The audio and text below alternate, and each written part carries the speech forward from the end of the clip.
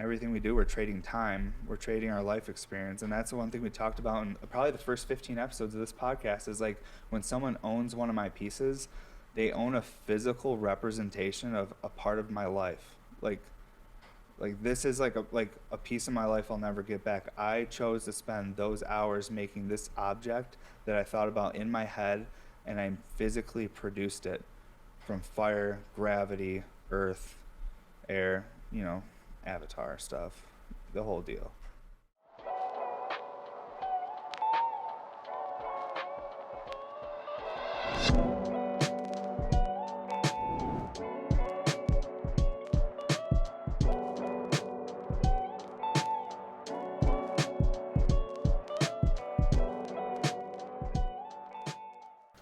What's up, everybody, and welcome to episode 56 of the podcast. Really appreciate all you folks coming to hang out today. And if you've never seen this podcast before and don't know what it's all about, my name's Evan. I'm the owner and one of the glass blowers at Bear Mountain Studios. And essentially what this podcast is a 1 hour rant. We hang out, we smoke, we talk about glass, we show function, but mostly we're just ranting, talking about life and going on tangents. So if that sounds like something you'd want to check out and hang out, please sit down and join us. And if you smoke, roll your joint, pack a bowl, heat up your nail, and let's kick it for a bit and hang out today. Also, don't forget to sign up for our newsletter at bmsglass.com. Best way to stay up to date on all drops, giveaways, everything else we're doing, especially because we have such a large Sunday sale happening today. Largest Sunday sale I've ever done. It's about 65 pieces, so it's a big one. I'm hoping there's enough for everybody. Honestly, I'd be surprised if it's sold out. And I know I say that a lot, but it's at this point, it's still fucking surprising because I can't believe how many people keep coming out each and every time to support. Super grateful. And speaking of giveaways, I just want to thank all you folks who entered our last giveaway. We gave away a honey jar recycler last podcast. We did the giveaway on the Instagram, though. I did not promote it on They Did It or any of my bigger accounts. I just wanted to make sure that it was just for my podcast listeners as much as we could make it. And just something fun for you guys to know that I do care. And I appreciate all your support while my producer Ijah and I work on this project and keep putting these podcasts out. All right, let's get into today's episode. We got a few cool pieces on the table. I got the Juggernaut out today. I haven't smoked this piece in a while. She's right here, this big old huge piece. And then, of course, my classic 14mm double diffused. And then we have a handful of pieces over here on this side of the table that are just a little taste of what's going to be dropping on Sunday. I just grabbed a few pieces out of the case that I wanted to show off, a little variety in color and talk about. So we'll get into those a little bit later too. But I just wanted to take a few hits off this joint. I kind of just decompressed from the morning like always because we filled these early. So this is my first smoke of the day. I have not smoked anything yet. So I'm ready to get stoned. But man, I was so stoked how many people I know I do big giveaways on They Did It and we get tens of thousands of entries, but I was super stoked on the giveaway we did for the YouTube channel. We had almost 1,000 entries over there on the fucking podcast Instagram, which is awesome. This is such a small thing we're doing. Our following's little still. We're building it, but I'm super grateful for all you folks that entered. And I swear, I mostly saw podcast listeners entering. I definitely got some followers because there was people tagging friends and stuff, but for the most part, definitely podcast listeners, and the person that won is for sure a podcast listener. So it was fucking sweet. And today I'm just working on more colored stuff for this weekend's Sunday sale. I've been working on so many different unique colors. Cormac's just been going nonstop here during the day and just mixing up colors, prepping them out so that I can make these pieces. It's one of the funnest things about what we're doing is the amount of color we're mixing and playing around with. Because I remember even I've said this a million times, but 3-4 years ago, it was very limited what I could use. It was to get these really cloudy, pretty colors like moonstone that have all those I don't know, those wispy kind of white cloudy with the blue, those really pretty colors. Those are my favorite colors. There was only moonstone and telemagenta had just come out. So just trying to find variety with that type of glass color. I like colored glass, but I like colored glass that has those milky hues and lines through it and stuff, the way it strikes. And now we're just mixing so many colors that we're achieving so many different variants of those types of colors. It's just so cool. I almost wish I had some sort of catalog. I guess I kind of have a digital one with Instagram, but I wish I had some sort of catalog so I could look at all the colors we've made and just see all the different variants and hues of colors and just, I don't know, because it's so special. It's something to be proud of that we are able to achieve so many different colors in this palette by mixing. And I feel super grateful that I've like taken the past few years to literally like pay Cormac, teach him, and now I'm doing the same thing with Keymaster, like trying to get these guys to a point where they're master color mixers so that I just have like unlimited crazy colors. Because I feel like that's like the funnest part for me right now in glassblowing. Maybe 4 or 5 years ago, it was like doing really technical like things to try and impress my peers and be accepted into the industry. But now it's like I'm obsessed with playing with colors. It's like a painter when they like get new, like a new paint, or even like someone that's a commercial house painter. Like when I was a commercial house painter, it was always boring painting a house white, but sometimes you'd have a customer be like, oh, I want fucking like green, or I want purple. Like you're like, fuck yeah, this is fun. That was the funnest part, is just playing with colors. I'm glad that that's kind of transferred over into glassblowing as well. I can do the same thing here and just keep, you know, testing out different things, playing around with it. But let's take a dab on the Juggernaut. I have not smoked this piece in probably 6 months. It's been a while. But just for a size reference, this one on top is what we used to call an XL double diffuse. Now we just call them a 14 mil double diffuse. But this piece on top of here is a 10-inch tall piece. This piece is 10 inches tall. That's a big oil rig. Most people don't smoke a 10-inch tall oil rig. My pieces are bigger. But the Juggernaut makes this 10-inch tall piece look small, doesn't it? Just the base of this thing is the same size as the upper diameter of the can on this thing. And this has like the double diffuse perk in it and everything, stacked just like this piece. And I think I showed this on the podcast. I definitely showed it on the podcast before, long last year sometime. But we have new listeners, and like I saw this piece sitting there this morning. I was like, oh, I got to smoke the Juggernaut. It's been a minute. Man, it makes the long neck nail not even look long, though. You know what I mean? Like that nail's not even long enough for the Juggernaut. Luckily, it's a little bit lifted up. So we shouldn't hit it with the flame. But I'm going to do just a couple dry pulls on it, and we'll just see if the water level's right. Because I haven't smoked it yet. I just cleaned both these pieces and filled them up. So let's make sure these water levels are set. Oh, and this thing's got crazy sound, too. Let me try and get the mic right there.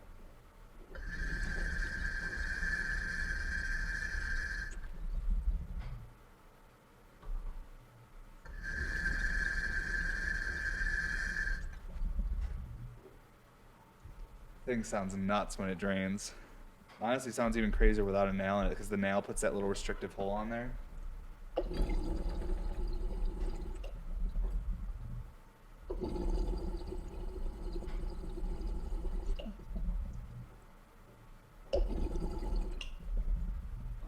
I just wanted to give you guys a little of that audio on this piece because it's crazy sounding. It's just so much water moving. There's literally a half a gallon of water in this pipe. I always joke to say it's a gallon. It's not a full gallon. It's a half gallon. But still, that's pretty impressive. A half gallon of water in something, and it really does move it effortlessly. Of all the big pieces I've made, I'd say the Juggernaut is the absolute most surprising one to hit, because when you hit a Titan RBR, you're like, oh, yeah, that was hard. Like, any of those big ones are a challenge to smoke because they're so big. But, like, this one, it's, like, so surprising how effortless it is. Even this morning when I put water on it and cleaned it, I was just sitting there dry pulling on it, and I was like, damn, I forgot how effortless this fucking giant piece was and how crazy it feels to move that much water with such little effort. The only thing I can like relate it to is, I don't know if you guys have ever driven a big truck that's like turbo diesel. Like, I don't have one, but back when I was a landscaper, I used to drive turbo diesel trucks, and they're like fucking race cars, but they're giant. So this is like a turbo diesel truck. Like, when you pull on it, when you hit that gas, this thing just fucking moves, but you can feel how heavy she is. You can feel how big of a vehicle this fucking thing is, but it's just moving. And I will eventually drop Juggernauts. These are the one giant, weird unicorn in clear that I actually would sell, because I can say that the function, even though it's giant, the function is really incredible and effortless. It works so well. And this is just the prototype one. You know what I mean? I only made one of these just to see if the concept would work, to see what it was like to spin out a 120 millimeter can. So it was just more of a test of like what I'm capable of, you know, and try out my new lathe back last year when I got it. I wanted to see what, you know, the lathe could do. Like, I could never make this piece by hand. It's just too big. It's too bulky. I could do it, but it'd come out no, I couldn't. I'm not even gonna say I could do it. Like, I'm like, I could do it, but it'll come out sloppy. No, I couldn't do it. I'd fucking break my back trying to drop this perk in by hand. Fuck no, too big. This perk in here is the size of a wine glass. literally the percolator in this piece is the size of a wine glass. Like that's how big it fucking is. I was cutting a wine glass on the saw to drop into this thing. Oh man. Last week's episode was fun, guys. Thanks for all the likes and the comments and everything, the views. Man, it was awesome. I know we did a giveaway and stuff, but you guys still came out because I didn't promote that giveaway on there. You guys just showed up that week. It was awesome. So I really appreciate it. And that was the test. I didn't want to like over promote it so that like I forced people to like watch this shit, because that's like one thing. My wife will even be like, oh, you got to promote it more on Bear Mountain. And they did it. And it's like, I don't want to make people feel obligated to go watch this. I want people to find it and actually want to watch it. I don't want to be posting it so much that people are like, God damn, fine, I'll go fucking check it out. And then they check it out. Maybe they are already watching it from a point of view where they're annoyed with me. And then they watch it and they're like, God, I'm really annoyed with this fucking guy. I'm done. And they dislike it or they stop following me. So instead of like bashing people with it, that's why I started a new Instagram for the WE podcast. That's why I post on my YouTube channel. I post on the WE podcast Instagram.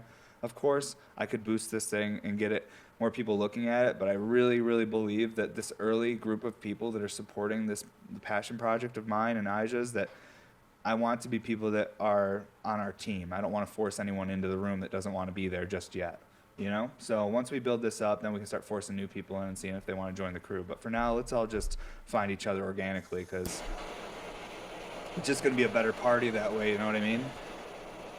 Start forcing people to be there. You think they'll make it a better party, and it doesn't always happen. Sometimes they fuck it all up. So, warm this bad boy up. Man, how are you guys doing today, though? I know you can't really answer, like, via video or anything, but let me know in the comments if you all are doing good on this Sunday. We got this big Sunday sale going on today. A lot of variety, a lot of clear. I'm going to have clear 10mm micro honey jar recyclers. Only 3 of them, I think. So it's just going to be a taste. Honestly, when I do that, my wife's like, you're just going to make people mad if you only make 3. And I'm like, it's all I can get done. And it's honestly a test. I want to see if people are even stoked on it. Maybe people will be like, fuck the micro honey jar, and they won't even scoop them. You know, I have no idea. But we're going to have some variety. I'll also have clear triple doubles. I've only ever done 1 10mm in clear triple double. I'm going to have 4 of those this weekend and 4 14mm clear ones. So these are like the more affordable way to get into one of those crazy function like triple doubles. They're less than half the price of a clear. They're a third of the price of a colored one. And you can get all that function, all that size and everything, and you'll see all the function too. Because the colored ones, you know, sometimes the colors are darker or heavier, and maybe in certain lights it's hard to see the vortex as much because of the color. So the clear ones are great because all you see is that milk, all that smoke stacking and that water dumping. So we're going to have a bunch of clear pieces this weekend. It's going to be about 40 clear pieces and about 25 colored pieces. God, I say that out loud now, and I don't even think I'm going to hit that number. Maybe. We'll see. I'm still working on all this shit. But yeah, I'm stoked. Stoked to do this last Sunday sale for a little bit before I take like a 3-week break from Sunday sales. That's why this is a bigger one, so that we can try and get people some glass before I take a short break. And I might do one more small Sunday sale at the end of April, but I don't know yet. It really depends on how much I get done. My wife's been a little frustrated lately with how much I've been working. She's like, hopefully you can slow down soon. She's like, I'd really like you to spend time with our kiddo before she's not this age anymore. And she said that, and I was like, holy fuck, you're right. Like, she's not going to be this age much longer, and I just work like such a fucking animal. But it's not because I have to work, you know? This is not something where I'm like, oh, I just feel like working today. It's like, no, I have to produce, and I have to create so much capital to take care of so much shit that's going on. But we all have our shit, right? We all got stuff going on. All right, we're going to take this at about 480 because it's the first dab of the day. Some Private Legend. I really like this strain from Laser Cat. It's a very cushy terp. It's really nice. I just clean my carb caps and everything. Everything's fresh right now.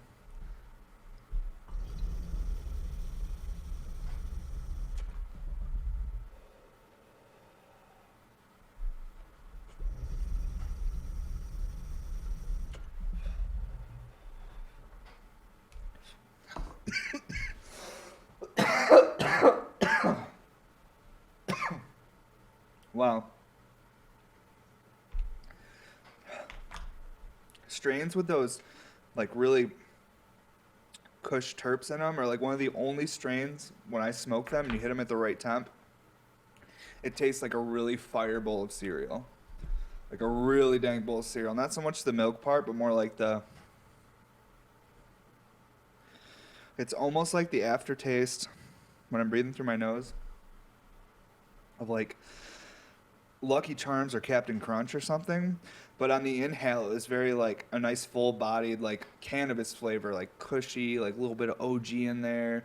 Just really nice, vibrant flavor of spices and stuff. But then after I've smoked it, now when I'm breathing through my nose, I'm getting so much sweetness. But it's a sweetness that you get from almost like a cereal or something that has a little bit of I don't even know, some carbs in it, bro. Put some carbs in there. Holy shit, that was wonderful. And you would think through a giant piece like this, like there's no flavor, flavor gets fucked up. I think that rumor or that idea started from maybe smoking shit through giant bongs and there's a big dead airspace with no water. But this whole thing, the water is stacking and moving through the whole piece.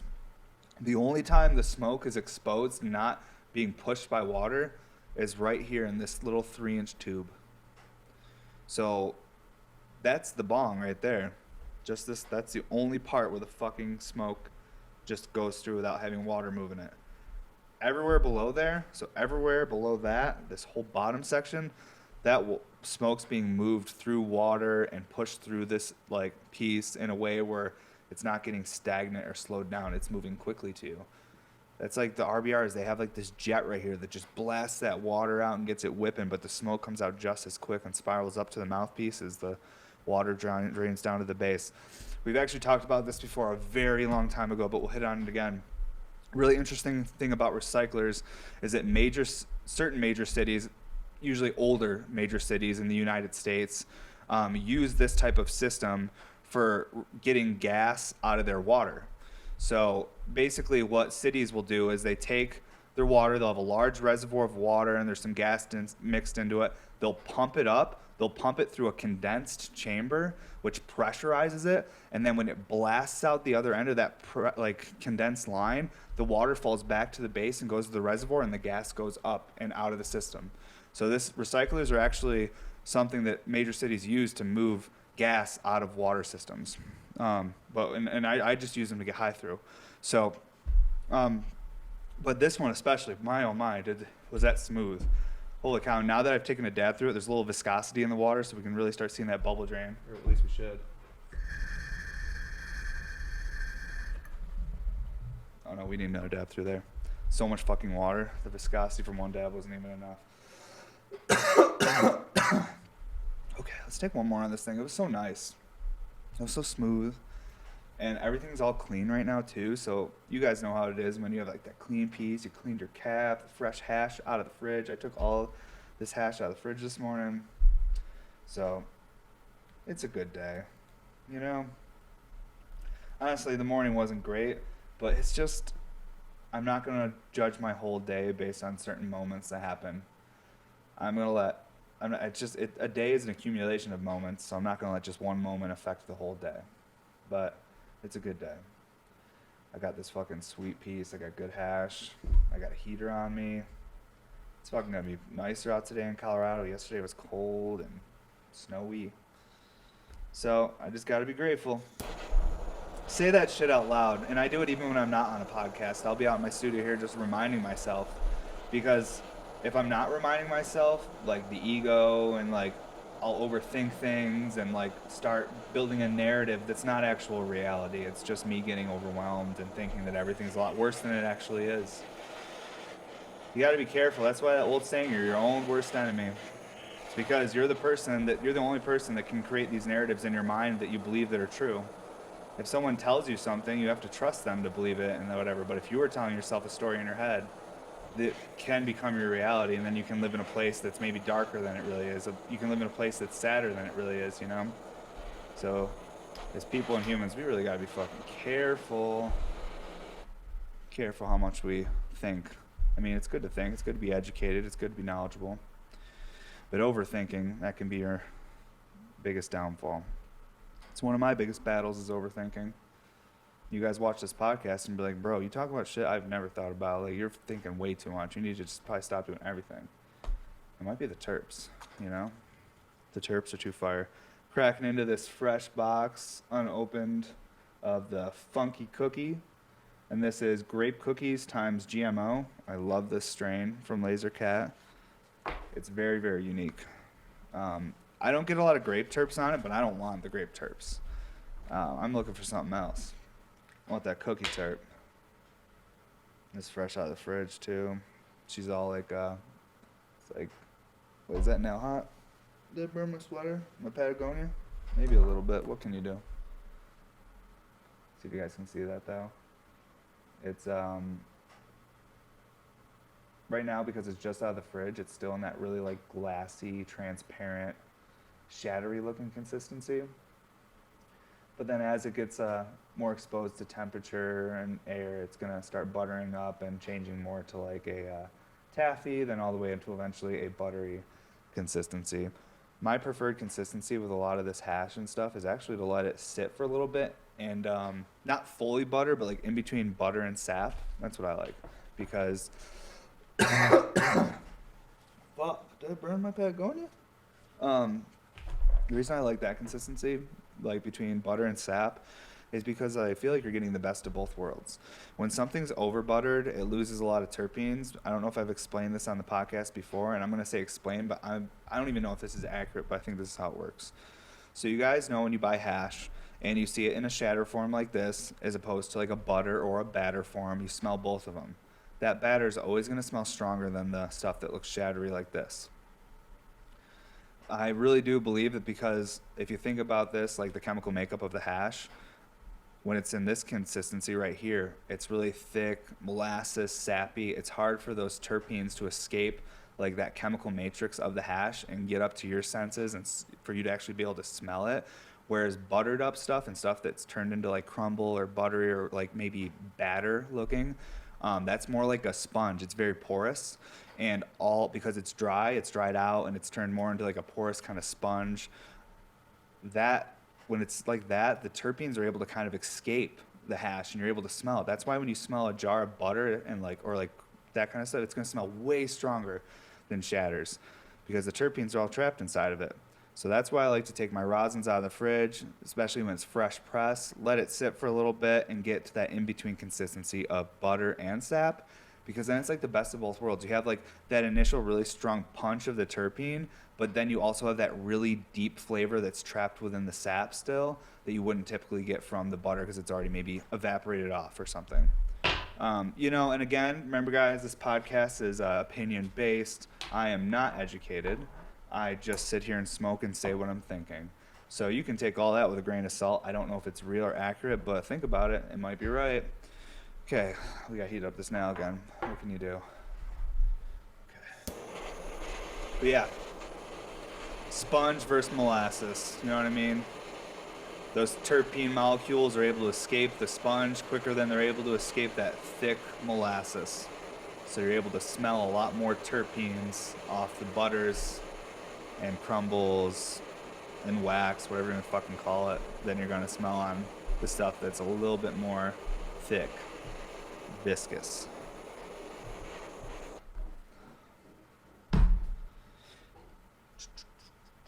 Sweet. But yeah, I love this funky cookie. I'm excited to talk about this terp. What are you guys smoking on today? Are any of you guys like flower people only that watch this? Or like some of you like hash only? Because I've gone through my phases where I'm like flower only, hash only. Like when I lived in upstate New York, I was obviously flower only for a while because I couldn't find fucking hash until I made it myself.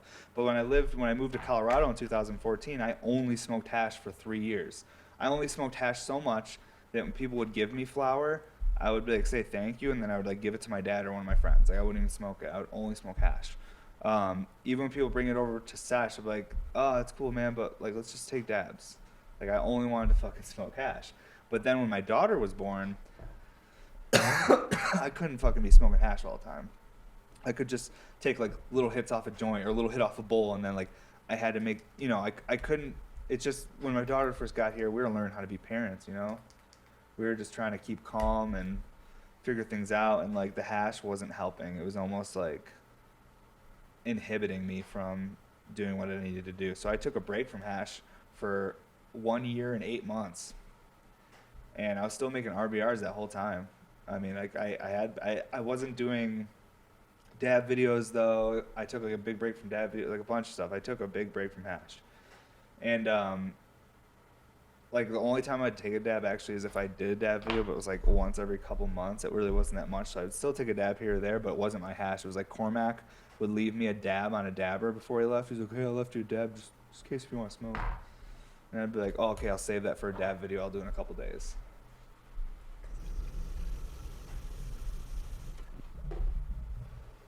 But, well, hold on. Snowboard.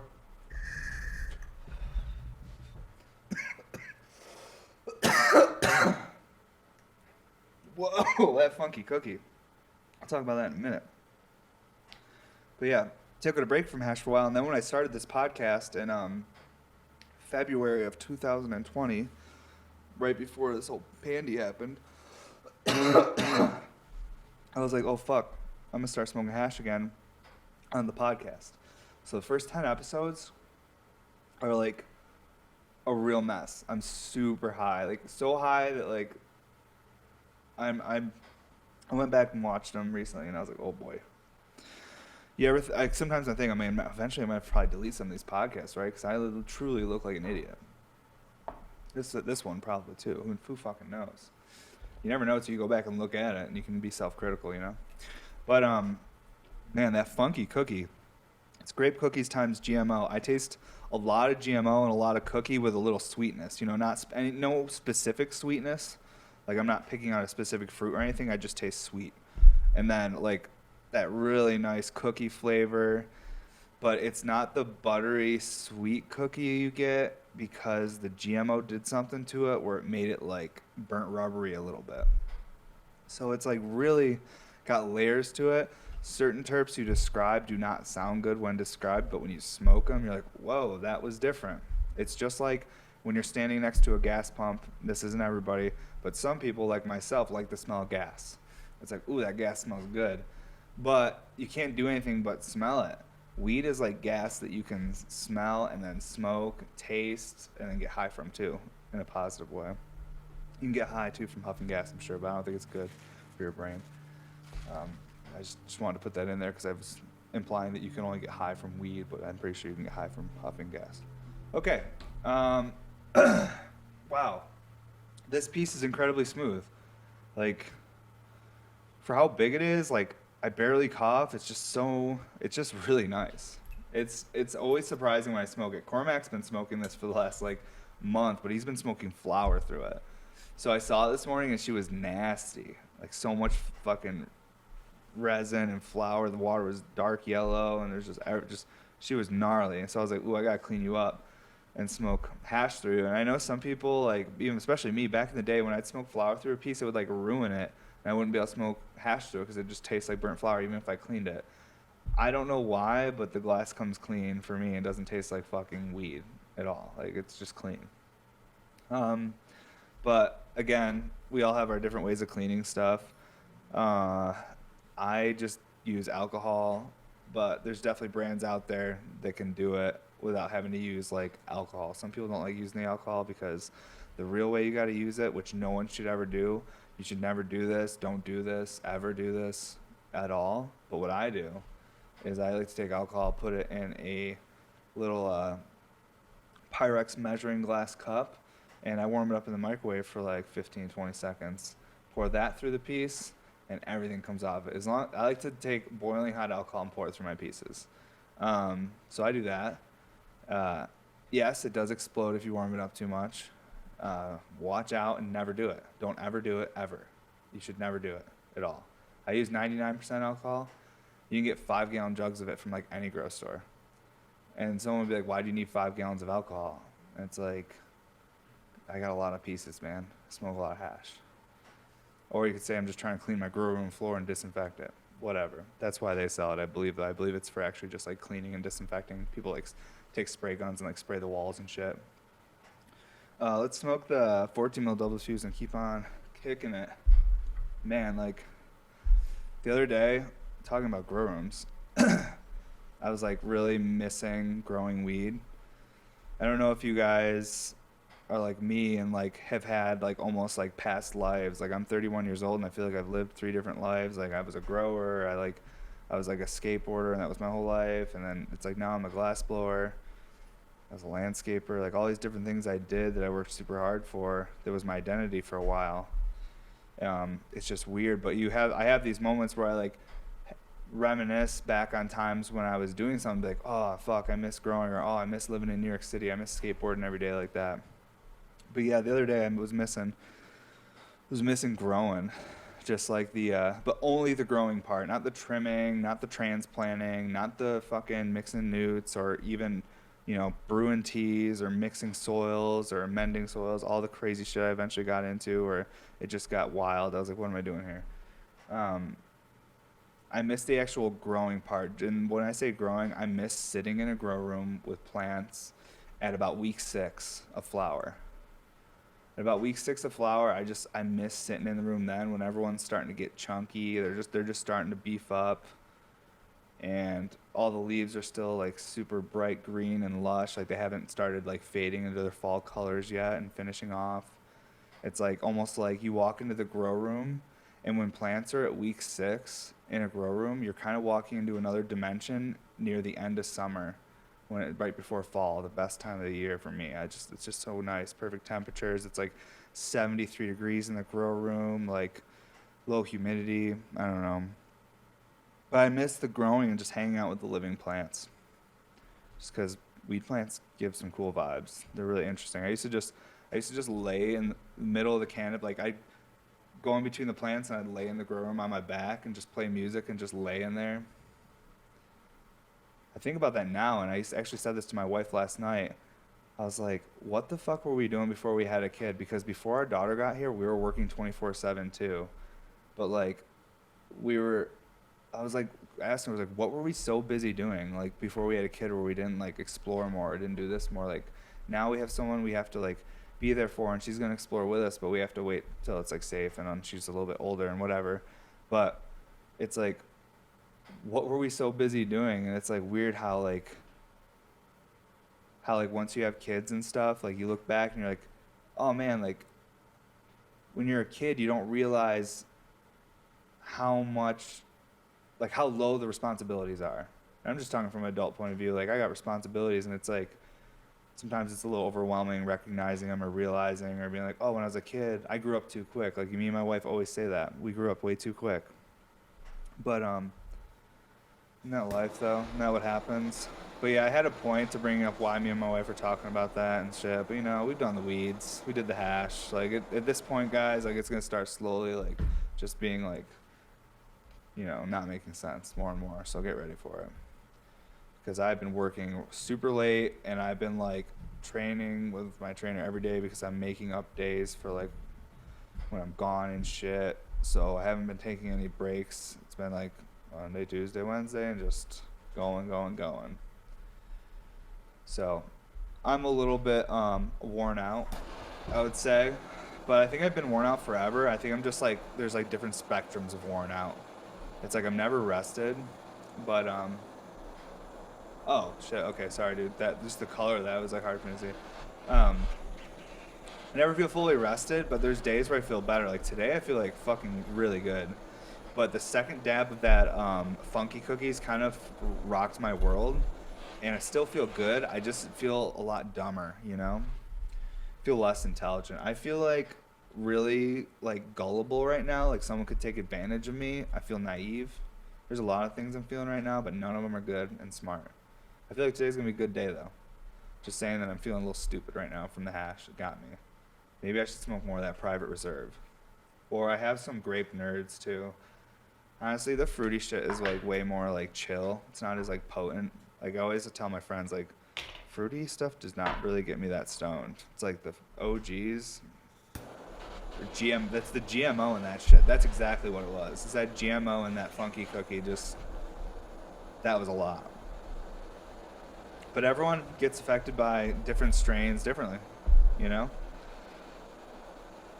That's the one really cool thing about weed, is how different it is for everyone. Everyone's experience is different. Even everyone's taste profile on things is different. Like Whereas there's those really weird drugs out there like DMT where everyone's experience is the same, and you're like, what just happened? Why do we all go to the same place?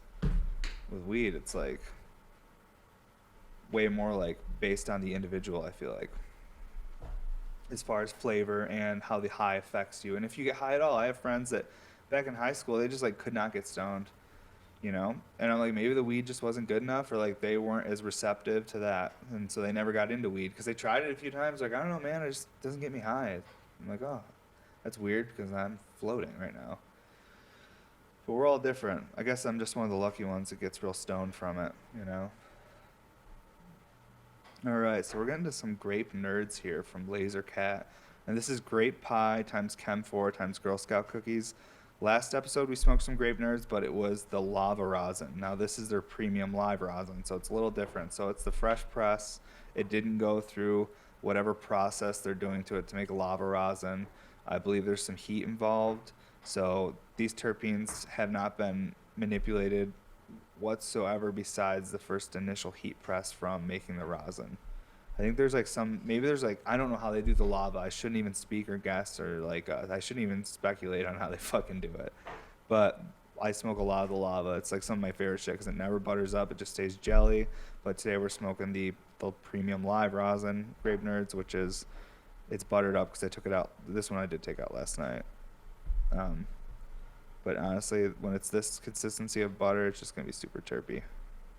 But I got to make sure I smoke it in the next couple days, or else it's probably not going to be as terpy. Because Colorado is very dry, and when you live in a really dry place, you need to be really careful with your flour and your hash. Because shit can get dried out pretty damn quick. And that way you can also justify smoking a whole gram in a day. You're like, it was drying out. I just smoke it. It sucks, man. Like when the milk's about to go bad, I guess I gotta eat a bunch of cereal today. Well, the hash is about to dry out. I gotta smoke a bunch of hash today.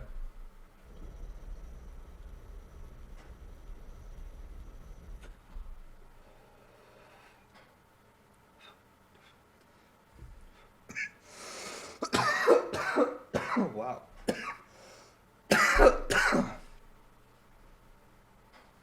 The lava definitely tastes a little different compared to the premium live. I would just say lava versus live. The lava, I get way more grape Kool-Aid, but on this live,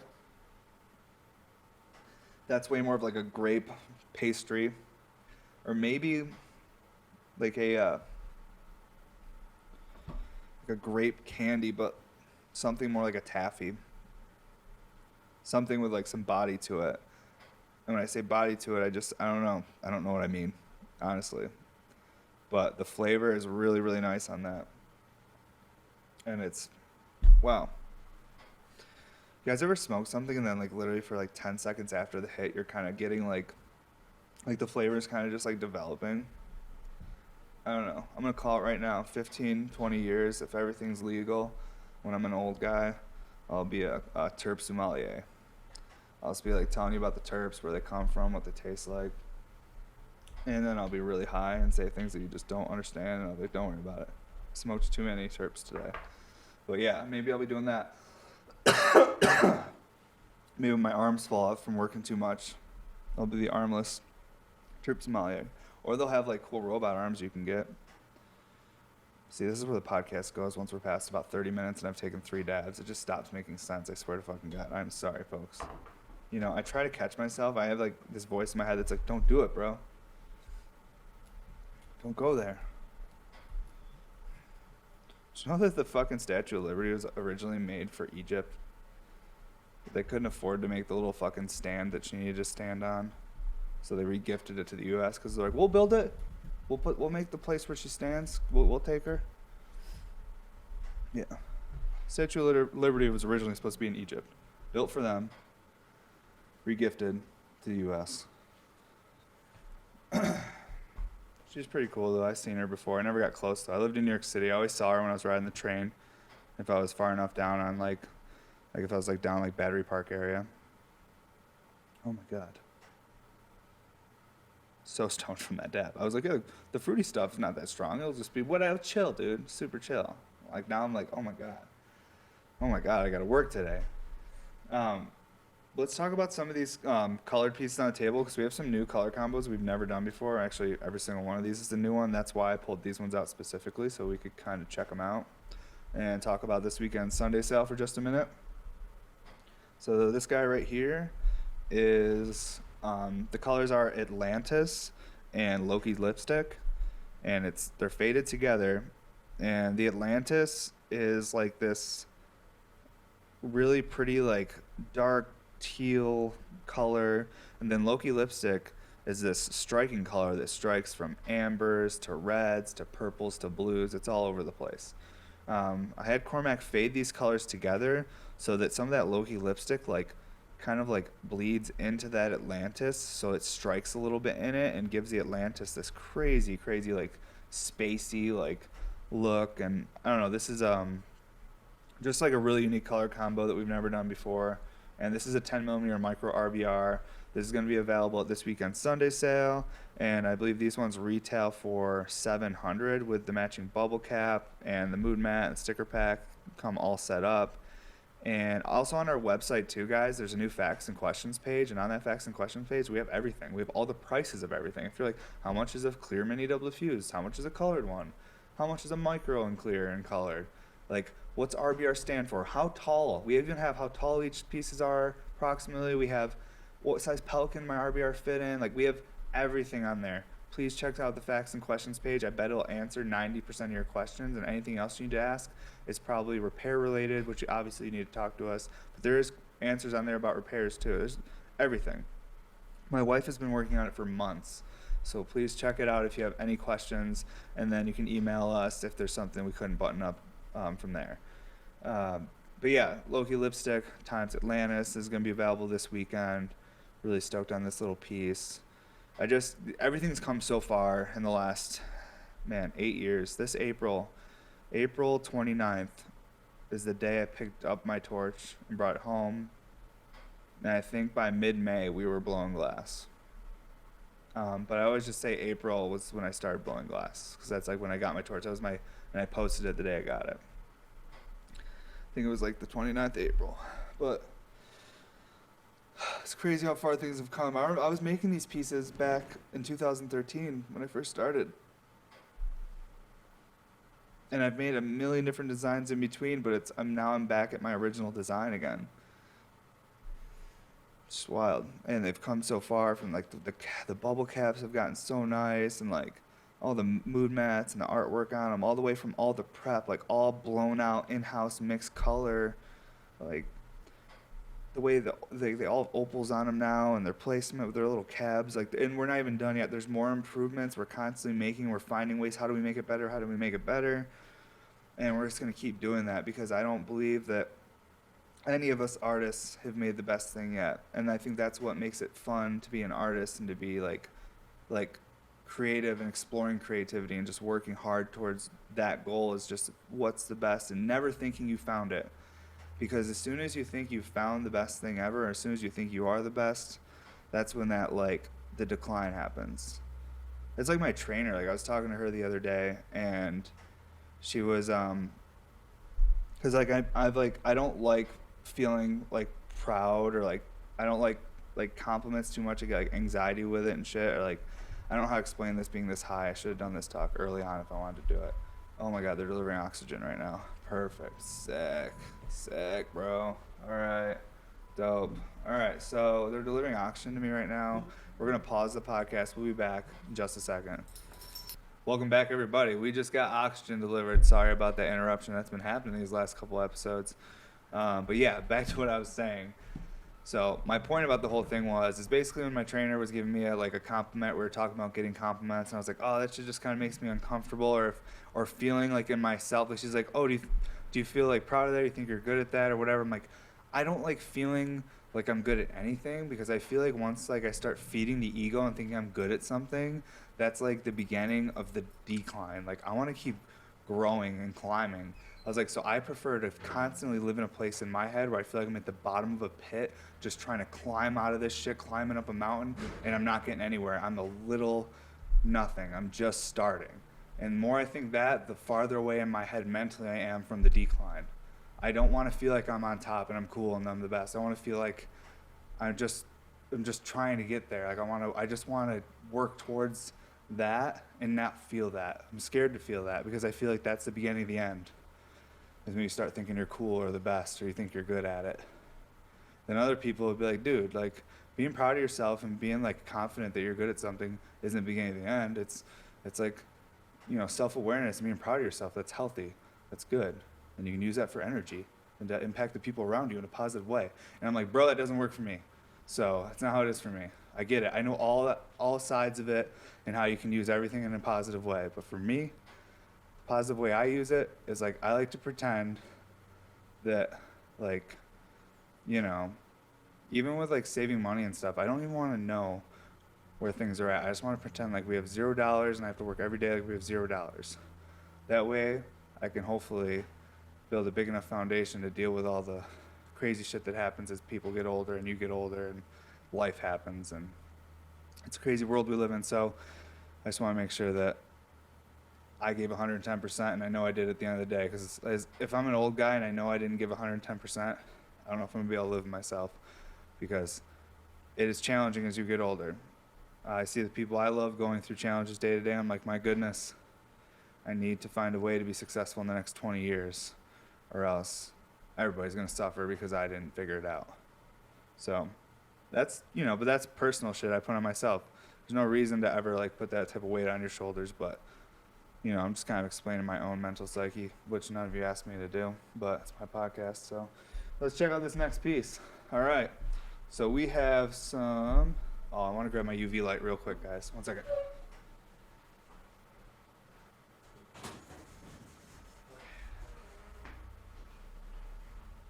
All right. So this piece right here is citrine from Molten Aura. This is like seriously the greatest UV green ever made. And Cormac mixed it with Ghost from North Star, so it's like this really crazy like green with like these like clouds in it. I don't know, it's really cool looking, but it's also super bright like UV. And this is even glowing. We have bright like lights blaring me right now for this podcast, and this thing is still glowing like super bright with this shit. And I'm just doing some quality tests. You banging all the edges with metal, and you just make sure everything stays together. So this is a 10 millimeter mini double diffused, and this is going to be available this Sunday as well. And I can't believe we haven't done this color combo yet. And every time we're looking at the color wall, because I have a big color wall, it's like we find new colors to make. We drop so many new colors all the time. It's so fucking fun. I talk about it too much, but it's one of my favorite things lately. This one's super cool right here. This color combo that Cormac mixed up. So this is a cobalt purple rain fade, but then it also has Ghost all the way through it. So basically it's a fade, and then both colors got ghosted. They got hit with that crazy cloudiness. So when you look at it from just the bottom, it's this dark, like twilight blue like color. When you look at it from the top, it's like mostly purple. Just kind of see a purple piece. And then from the side, you see that just the fade from the dark blue up through to the purple and everything. It's just, I don't know. It's a really pretty color combo. I was like, oh, dude, that's cool. Sometimes when I don't tell him what to do and I just let him fuck around, he comes up with some cool shit. But I'm stoked on this piece. This color combo is wild. Sorry, I'm over here just looking at it, not really showing you guys good angles. I'm just admiring it myself. But yeah, this color combo is wild. I'll just leave it there for a second. Let you guys check it out. But that's also a 10 mil mini double diffused. These are what people are really asking for, so I'm trying to put them out. I know that I'm not doing a lot of 14 mils right now, but my wife's trying to get me on a better schedule where we like kind of like spread out the variety of it. I'm dropping a lot of 14 mils in clear. Like I'm dropping like every Sunday sale, I'm dropping like 12 to 20 14 millimeter clear pieces. So, I mean, the clears are out there. Just the 14 millimeter colors are like very limited in 2020. There'll probably be less than 20 of them, honestly. It's just, there's only going to be a handful this year of the 14 mil colored stuff. Working on a lot of different things, Then last but not least, the last piece from the pieces I pulled for Sunday sale I wanted to show off. This red is just on another level. It's gold ruby over cherry. So basically the cherry gave it a really nice opaque red, but then the gold ruby on top of it gave it like this candy apple layer. So like when you take a red apple and you dip it in like the red candy apple stuff, that's essentially what this is. I could call this a candy apple, you know? It literally looks like he like took a red color and dipped it in some red candy coating. It's in person is really the only way you can appreciate it. It's difficult in video and camera to capture what I'm talking about, but it's an incredible red, and that's Molten Aura Gold Ruby over Glass Alchemy Cherry. I think cherry's from Glass Alchemy. That might be North Star, honestly. I'm sorry. As much as I blow glass, I don't know that much about, I swear, terminology or other glass blowers or the history of it. I just do what I like to do every day. That's it. And I don't do a ton of research on stuff. I just really love blowing glass, and I really like making specific things and fucking out function. And then while I'm blowing glass, the things I like to listen to is I like to listen to a lot of history, science, biology, TED Talks, and a ton of comedy podcasts, but just everything. I just like learning things while I'm blowing glass. And then at the same time, I'm in my head thinking about things I'm working through in my own personal life. So it's I'm doing I'm 3 different places at once, and that's how I get through each day. And that's why I'm able to go so many hours, because I'm so fucking mentally stimulated while I'm just because I'm working, I'm learning, and I'm also thinking and working through things in my head. I saw this movie the other day. It was it's called In Time, and it was free on fucking Amazon. So I've been watching a lot of free movies. So I'm oh, it's free. I'll throw it on, because when you're blowing glass, you can't really watch anything. You can turn, check it a little bit, and you half watch it, because you gotta be looking at what you're making. You gotta be careful. It's because things can get fucked up so quick with glass blowing. But I was watching this movie In Time. It's Justin Timberlake's the main character, but honestly, it was pretty good movie. But the idea of it was, in this world or this dimension, time is the currency.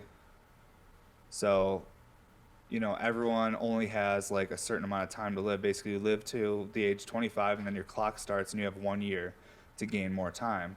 So you work jobs, and they pay you. They're oh, okay, you made 10 minutes today, or you made 2 hours today. And then when you go get on the bus, you got to pay the bus driver with 2 minutes, and they scan your wrist and take 2 minutes off your life. And you pay for everything with time, which essentially we do now, because we work to receive currency for our time, and then we use that to pay for things. So we do live in that universe, but it's not as extreme as this movie, because when your clock stops, you die immediately. You just die on the spot. So it's a crazy movie. But one interesting part about the movie was that when this main character, not really a spoiler, just an interesting thought. This isn't spoiling anything. The main character gets a bunch of extra time and goes to a wealthy area on the planet. And he gets off the bus there or whatever, and then he's running to the next place he has to go to. And all of the people in this area are why is this person running? Because they're all so rich. They have thousands of years. They're immortals. They have infinite time because they're so wealthy. So they don't run anywhere. They just walk places. So they don't even know what running looks like. Why is this person running? That's what people with less time do. That's what poor people do. And it was that idea was so interesting to me, because when I'm driving around, since I was about 21 years old and started my first landscape business, when I'm driving around and stuff, and I see people driving under the speed limit, I would always turn and look at my wife, and I'd be see how rich this person is in front of us? It's a fucking wealthy person. Every bill's paid. Everyone in their family's safe and happy. They have nowhere to be. They're just there because they're driving 10 miles under the speed limit. They're the richest person I've ever been around. They are so wealthy. Look at them go. And that's how I see things. It's oh my God, because I'm terrified of time. It's just constantly ticking. And you would think for someone that smokes weed and makes pipes all day, they're well, spend time doing something else. But that's what I like to do. That's how I like to spend my time. But yeah, whenever, especially when I was younger and things were even harder, I would always get so stressed out and get road rage behind slow people, because I'm how do you have this much time? How do you have this much money where you can drive 10 miles under the speed limit. I just want to go the speed limit. I don't want to race. I don't want to go 100 miles per hour and make it dangerous for people. Can we just go to the number it says on the side of the road so that we're all knowledgeably saying, hey, we're not only following the speed limit, but we're respecting all the people around us too, and knowing that, hey, we all have places to be, but let's do it in a safe and respectful way. I'm not saying speeding. I'm just saying go the speed limit. But that was me like years ago. Nowadays, I don't give a fuck because I'm like in a different place. I have a kid now. Everything's slowed down. You can't rush anywhere. You just have to be conscious of that little person that's with you, you know? So what I'm telling you is a story about when I was younger, but it related to a movie I saw recently. It kind of brought up a lot of thoughts about time and currency and how weird it is that that's actually how we live, you know? We everything we do, we're trading time. We're trading our life experience. And that's the one thing we talked about in probably the first 15 episodes of this podcast is like when someone owns one of my pieces, they own a physical representation of a part of my life. Like this is like a piece of my life I'll never get back. I chose to spend those hours making this object that I thought about in my head, and I physically produced it from fire, gravity, earth, air, you know, Avatar stuff, the whole deal. But realistically, not joking, like it's like a physical representation of time. And that's anything, you know? If you're a creator, you can show physical representation because I'm holding it. This is my time. This is part of my life. This is part of my life. These are all hours or days of my life that I trade to people around the world for currency in order to protect my family. I trade my time in order to stay safe. We all do it. It's just interesting when you break it down if you've smoked enough hash. Okay, let's do one more dab and, you know, round out this episode. I can't believe we're doing this giant Sunday sale today. I'm very anxious about it. I'm nervous. We usually only drop like 30 pieces to 35, somewhere in there. And this one we're doing like, you know, anywhere from like 55 to 65, somewhere in there. So it's about 20 more pieces, maybe 30 more. A little nervous because it's kind of like a lot of glass. And I never know because like I don't over promote stuff, and I'm always like, are people still seeing me? Are they paying attention? I don't fucking know. I've got to get over that shit though, you know? It's weird. I still feel like that all the time. It's also weird that I always line up the moon mats with the bubble and I put it on a specific spot on it. I don't know. Like on the flower ones, I always put I don't have a flower one out, but I always put the bubble like on the flower where the two branches meet over the bear's head. And on this one, I like to put it right on the bear's like right at his bottom of his jaw, and it like magnifies his little teeth. I don't know. Weird things I like. Maybe we can start putting cool little things in the moon mats that are like little Easter eggs that when you like scroll your RBR over it, it like magnifies a little message. It's like, hey, thanks, man, or something. Like, you're the best, bro. Appreciate the support. Like, or something. Or like, I don't even know. Or maybe it'll be like a special number that you put in and you're like, oh, you just want a free RBR. I wish I was that balling where I could fucking pay people to set up really elaborate, fun, like Easter egg things that we like. The thing is it's time. I don't have time to do anything more. So anything more I want to do with my company, now I just have to keep hiring more people. When you hire more people, expenses go up. And a lot of the things I want to hire people for aren't things that make money. It's things to more or less just create more value to what I'm trying to do.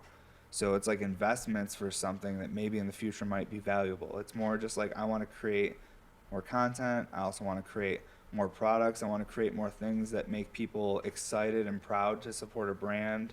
I want to, there's just so many little fucking things that I want to do. And I'm like, damn, I just need more people, but I also need to find a way to keep working harder, making more money to facilitate paying more people enough too, because you don't want to pay people terribly. You want to make sure you take care of people as best you can facilitate, at least with what your business is. It's complicated. I'm learning so much. I'm 31 years old and I am learning so much about running a business and being a boss and a parent and just everything. It's so fucking crazy. It's crazy how quick life starts going too once you're doing that many things, once you're juggling so much. It all starts clicking by a lot faster once you're super mentally stimulated. But maybe that's why boredom is so important, because it's the time when you're not mentally stimulated that you slow down and you can let creativity in, because you have to create something in your mind to entertain yourself. That's why I look at myself and I'm still creative even through all the stuff I'm doing. I'm always having ideas and drawing stuff and having ideas to talk about in here, and just, I don't know. I'm always thinking about stuff, so I don't know what my point is, but like I feel like I'm balancing most of it pretty good right now. But I could definitely be better. God, guys, I'm too stoned today, I'll be honest with you. I ate something before this, so I feel amazing today, but there's nothing I can do about the amount of THC. It's getting me. But we're gonna do one more because that funky cookie was rocked my world. Might as well finish on that shit. Holy cow. And today's episode might be a little shorter, guys, but that's what it is. That fucking auction delivery threw me off a little bit. I got a crazy schedule because we're getting ready to go out of town for a few days and take our daughter on our first family vacation with her, and like first everything with, there's so many firsts that we're going to try and do, and hopefully it all works out. But we're in crazy crush mode right now. I'm crushing so hard that I'm not even posting myself at night crushing. I'm just posting the next day, like all the different pieces, because I'm so tired, like I can't even fucking post shit. I'm just like, I'll post tomorrow when I'm awake for the first few hours of the day before I get too exhausted or before the sleep catches up with me again. Because I think there's some people that genetically can like not sleep and be great. And I used to think that about myself, but now I think that I can function being tired. I don't think that I'm not tired. I'm definitely tired. Because from what I understand, the people that can function on 3 to 4 hours a night, I don't think they're tired. They actually feel fully rested. Me, I'm like literally a normal ass person that's just fucking tired. Like super tired. I could go to bed early and it wouldn't do anything. I just wake up more tired. I actually do a lot better if I just stay in my normal rhythm of like, 4 or 5 hours, but I want to get to 6 or 7 hours would be the honest goal, because 8's too much. If I sleep 8 hours, I feel like I overslept. I feel a little groggy. I think 7 hours is prime. Also told my wife I wanted to get me one of those like sleep fitness tracker things so I can help myself I'm just trying to get healthier, honestly, guys. When you have kids and you start seeing them grow, you're like, oh my God, like I have to be here. Like you start thinking about how hard it would be for everyone because we all rely on each other. And I'm just like, whoa, I gotta get healthier. So I'm more just trying to figure out all my shit before it becomes a problem, because I'm only 31, so like if I'm proactive and thinking about this shit, like, oh, how's my sleep? How am I actually functioning? Like, I need to eat better, work out better, which I have been doing. I've lost 20 pounds in I've lost a bunch of weight. Can't even tell because we do it weekly, though. You guys see me weekly. But, yeah, I'm trying to take care of myself more, though. Well, let's take more dabs, because that's just for your health, I say all this, and I'm just slamming hash. It looks really counterintuitive. Is that the right word, Ijah? I don't know. I think so too. It sounds right. I say a lot of words I don't know if are right. It's just fun to talk like you're smart. I don't know if it sounds really hard to actually be smart. Well, that car kept jumping at me.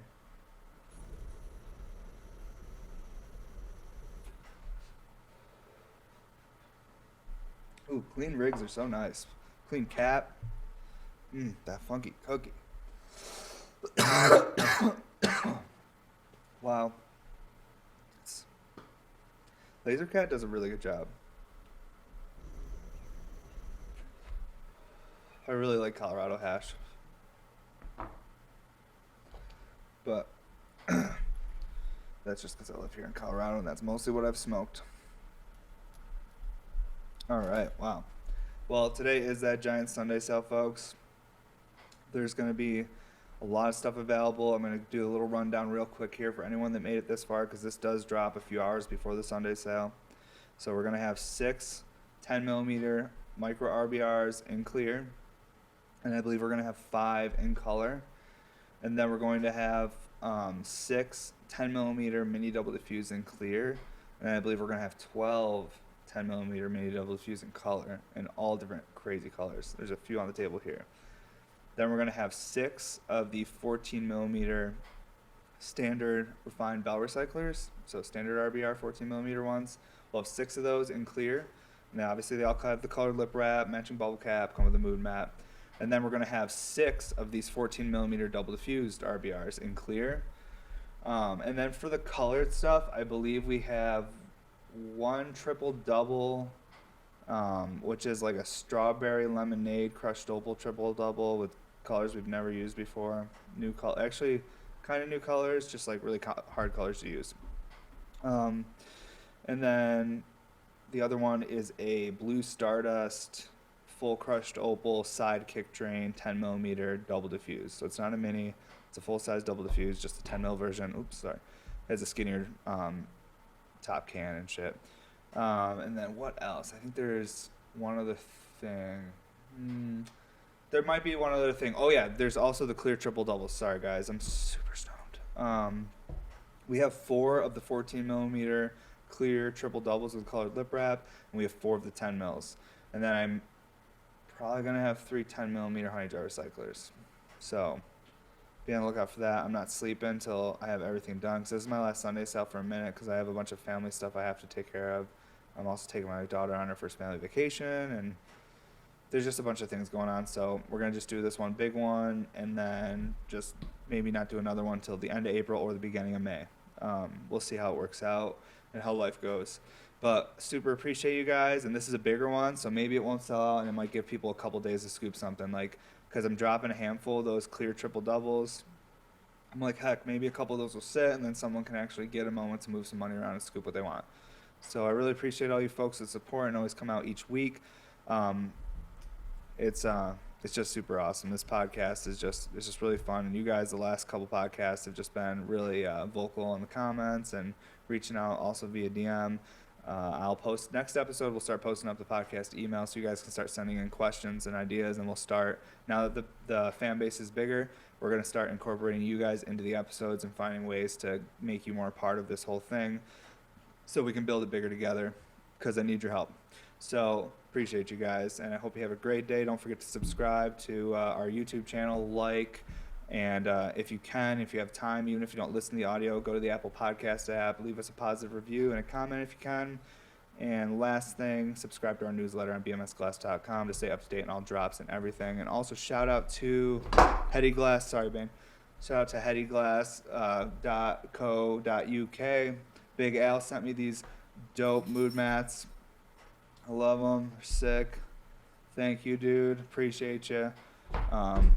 These are like, I collect mood mats. Like, we have just like so many different ones. So, and I know a lot of my homies do too. So these are sweet. These ones are really unique. So thank you. Hope you guys have a great day. This is the What's Up Everybody podcast, episode 56. Crazy. Jehovah.